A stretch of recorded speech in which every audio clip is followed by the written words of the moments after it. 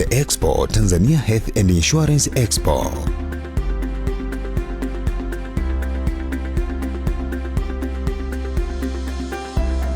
Sasa wewe uko tayari kuja kule Mbagala kwa ajili ya kufanya check-up ya mwili wako wote, lakini pia kwa ajili ya kupata bima na kupata ushauri, lakini pia uko tayari kwa ajili ya kupewa elimu, bima itakusaidiaje? Kwa kweli kwanza kabisa ninashukuru kwamba kwa ujio wenu wa leo, kwa sababu ni kama mmenipa mwanga mkubwa wa kile ambacho kilikuwa kinanisumbua, kwamba naamini kabisa kwamba nikipata hiyo bima ya afya sitosumbuka tena na maradhi hapa na pale. Habari mpenzi mtazamaji wa The Expo TV. Tuko mtaani maeneo ya Tanganyika Packers, kama unavyoona hapa wanapoponda ponda mawe. Nimekuja kumuoji mama mmoja hivi, mimi ananifurahisha anavyoponda mawe. Lakini kikubwa kilichonileta hapa ni kwa ajili ya kuja kuongea naye masuala ya bima. Si unajua The Expo tena. The Expo tuko mtaani kwa ajili ya kuhakikisha watu wote wanakuja kwenye jukwaa la The Expo. Tuongozane na mimi ili tukamuone huyu mama jasiri, ni mama mtu mzima kabisa, lakini anaponda mawe. Atatueleza kama ana bima, lakini pia atatueleza kama anaijua The Expo. Mpenzi mtazamaji, ndo nimefika kijiweni kwa Mama Afrika ambako anafanyia kazi. Mama Afrika mwenyewe ndo huyu hapa. Habari mama za Salama tu dada Hamida, za kupoteana. Nzuri, nimefurahi kukuona ukiwa na afya njema mama. Karibu sana, karibu. Nimekuja kukuoji kuhusiana na mambo ya The Expo. Umeshawahi kusikia The Expo wewe? Sijawahi kusikia, ndo nakusikia leo. The Expo ni jukwaa ambalo limeandaliwa kwa ajili ya wananchi wote na tutawakaribisha wananchi wote. Ni jukwaa ambalo litakuwa linahusiana na mambo ya bima pamoja na afya kwa ujumla. Hapo mama nadhani umeshanielewa. Nimekusikia unagusia masuala ya afya, bima. Bima zote mama, bima ya afya, bima ya moto, bima ya nyumba, vitu vyote hivyo mama. Okay, nimekusikia vyema. Uko tayari kuhojiwa? Niko tayari kuhojiwa. Mama, nikikuangalia na kuona kama umepungua, ulikuwa wapi? Afu siku 2-3 nilipita hapa sijakuona, ni vipi kwani? Ni kweli unavyoongea dada Hamida, nimeumwa sana mwaka jana, nimeumwa na baada ya kuumwa kama unavyoona shughuli zangu hizi ni za ukataji au uandaji wa mbolea, katakata kumbizi nikiwa na mtoto, niliumwa sana. Na kuumwa kwangu kwenyewe nimefurahi kufika kwa ujio wako wa siku ya leo, kwamba umekuja na swala la mambo ya kuniuliza bima za afya. Nimeumwa na kuumwa kwangu kulikuwa kuumwa kweli, nimekaa karibu siku 20 nimelala kitandani. Mama wewe una bima ya afya? Bima ya afya sina, na nimepata tabu sana kwenda kujitibia, manake hela yenyewe ndogo, kujitibia ni kwa matatizo, nimepata tabu sana. Tatizo ulikuwa unasumbuliwa na nini mama?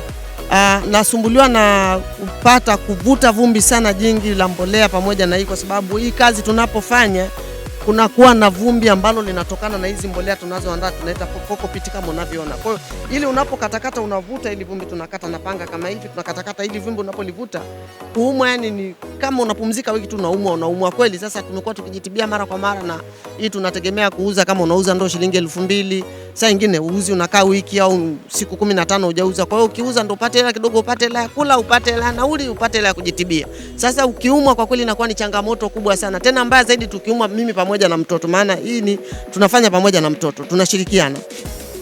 Sawa mama, nimekusikia. Sasa nikikuuliza ni kwa sababu gani labda huna bima? Ni kwamba hauna pesa ya kukata bima au tatizo ni nini? Kwa kweli kitu kikubwa ambacho kilikuwa kinanikwamisha, napenda na natamani kuwa na bima ya afya, na nilishajaribu kufuatilia, lakini nakwama, sina hela ya kutafuta ya kukata hiyo bima ya afya, na nimefuatilia muda si chini ya miaka 3, lakini kila ninapokwenda nakuta sifanikiwi, hela yangu inakuwa ni ndogo. Ni hela ngapi unapoteza kwenye kujitibia wewe? Kwa sababu kwa hii kazi unaoifanya kama unavyosema unakuwa unaumwa, ni hela ngapi umepoteza? Kwa kweli mpaka sasa hivi naweza kusema mara nyingi kama nikienda hospitali hata kutaka kumuona daktari tu inakuwa ni ngumu, kwa sababu hela mzunguko wa kumuona daktari upite huku inatakiwa upate hela ya kukutosha. Yaani kama una chini ya shilingi 1050 kwa kiwango changu cha kawaida cha chini kabisa una 1050. Sasa sasa unakuta na 15,000 na 20,000 ukijipata labda inakuwa ni hela itoshi. Matokeo yake unakwenda angalia tu, ukishindwa kumuona daktari au daktari umemuona daktari kwa kutoa hiyo hela, ukirudi unakwenda kwenye maduka ya pharmacy unaenda kununua dawa ambazo hujapima vya kutosha ukakidhi kutosheleza mahitaji ya ule ugonjwa ulio nao. Kwa hiyo unakuta unachukua Panado, saa nyingine unachukua dawa za maumivu, lakini ugonjwa unakuwa unajirudia mara kwa mara, kwa sababu sina hiyo bima ya afya kusema ningekuwa nayo ningepima vipimo vyote vikubwa na vidogo nikajua kinachonisumbua. Saa nyingine unakuta kichwa tu nakimbilia kwenda kumeza mapanado, au kidogo na meza mapenv, au malaria unakuta una meza dawa ambazo sizo, au saa nyingine una meza kwa sababu uwezo wa kununua dawa kubwa huna. Sawa mama, mimi nimeona kama serikali inaleta mpango wa bima kwa kila Mtanzania. Je, wewe uko tayari kukatiwa bima? Kwa kweli jambo limenifurahisha sana kwa sababu sitafaidi mimi tu, nitafaidi na wenzangu ambao tunafanya nao hizo kazi. Huwa tunaumwa. Kwa ukiumwa na miezi miwili, sio nalala siku 2 ndani. Kwa sababu unakuwa unatibu ugonjwa nusu. Ukitibu kidogo hata kama UTI inapata, ukitibu kidogo tu unakaa kama una uchochole ule ugonjwa kuumwa zaidi. Kwa nitafurahi sana kama nitapata bima afya na kuhamasisha watu wengine ambao tunafanya kazi katika mazingira magumu na huko hatuna vitendea kazi kwa ajili ya afya zetu. Sasa mama, kuna jukwaa limeandaliwa linaitwa The Expo. Hilo jukwaa litawakusanya watu wote wa bima, nikimaanisha wale watu ambao wanatoa bima, mabrokers yani. Lakini pia kutakuwa kuna watu wa afya kwa ajili ya kutoa ushauri na kupima. Sasa wewe uko tayari kuja kule Mbagala kwa ajili ya kufanya check up ya mwili wako wote, lakini pia kwa ajili ya kupata bima na kupata ushauri, lakini pia uko tayari kwa ajili ya kupewa elimu bima itakusaidiaje? Kwa kweli kwanza kabisa ninashukuru kwamba kwa ujio wenu wa leo, kwa sababu ni kama mmenipa mwanga mkubwa wa kile ambacho kilikuwa kinanisumbua, kwamba naamini kabisa kwamba nikipata hiyo bima ya afya sitosumbuka tena na maradhi hapa na pale, kwa sababu maradhi yamekuwa ni kikwazo kwangu katika kazi yangu. Sasa ukipumzika wiki pia ni siku zimekatika, umepoteza hela. Sasa wateja wakija wakikukosa, biashara haifanyiki au haupo kazini. Sasa ingine tunaumwa pamoja na mtoto na mimi nategemeana na mtoto. Kwa hiyo sio mimi tu, nitafurahi na nitafuatilia na niko tayari kupima vipimo vyote na niko tayari pia kuhamasisha wenzangu ambao tunataabika kwa kazi hizi ngumu. Sasa hilo jukwaa walioliandaa, wewe hujawahi kusikia hapa Tanzania, hujawahi kutokea jukwaa kama hilo la The Expo la kuwaunganisha mabrokers wa bima na kuwaunganisha watu wa afya. Je, wewe unawaambiaje watu walioandaa hilo jukwaa?